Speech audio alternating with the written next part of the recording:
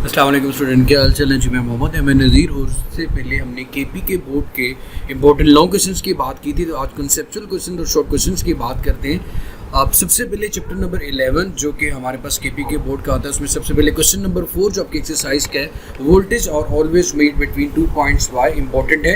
How unit of the voltage and electron volts are related and how do they differ, ये बहुत important question है। Water has large dielectric constant but is rarely used in capacitor, why, explain why capacitors are little used for storage of energy for normal domestic purpose of lighting and heating and so on। ये question number आपका मेरा बेटा 14 बनते हैं। Question number 3, what is relationship voltage and energy, more precisely what is the relationship between potential difference and electrical potential energy. Question number 12, sketch the graphs of potential difference against time for discharging capacitor and the charging capacitor, मतलब charging and discharging capacitor की जो curve है वो आपको draw करनी है। ये chapter number 11 से इंपॉर्टेंट क्वेश्चन है। चैप्टर नंबर 12 जो कि आपका करंट इलेक्ट्रिसिटी का, इसका question number 2, the relationship between R is equal to V over I tell us that the resistance of the conductor is directly proportional to the pressure difference. What do you think of this proportion? आपने बताना है कि ये जो बात की गई है वो गलत है या सही है।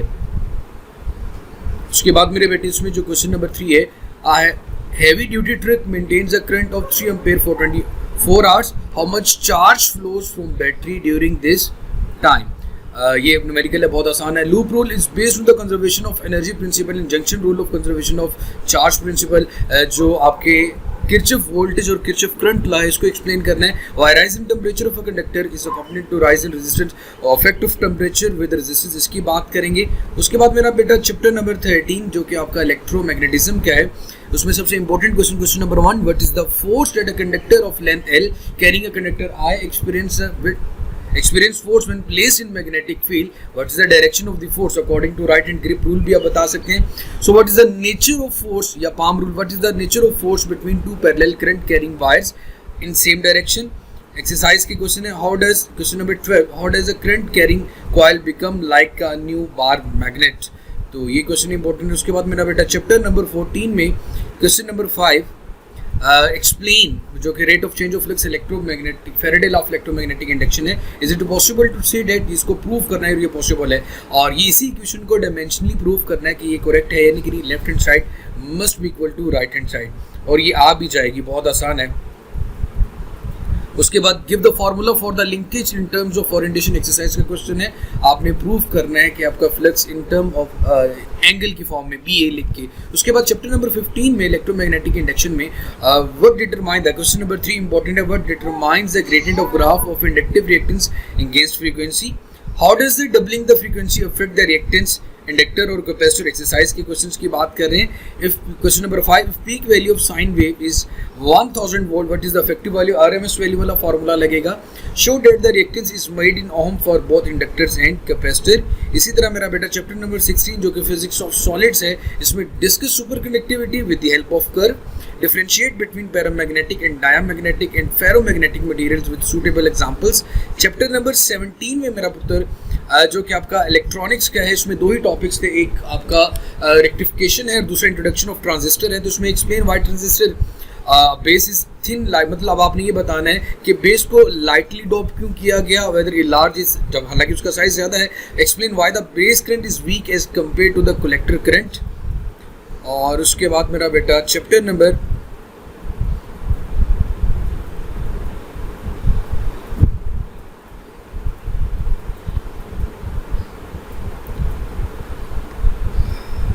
ये 19 की कुछ क्वेश्चन है। Why does the spectrum of hydrogen atom consist of many lines even through hydrogen atom has single electron, why Bohr extends quantum theory to the structure of hydrogen atom. Question number 6 है ये।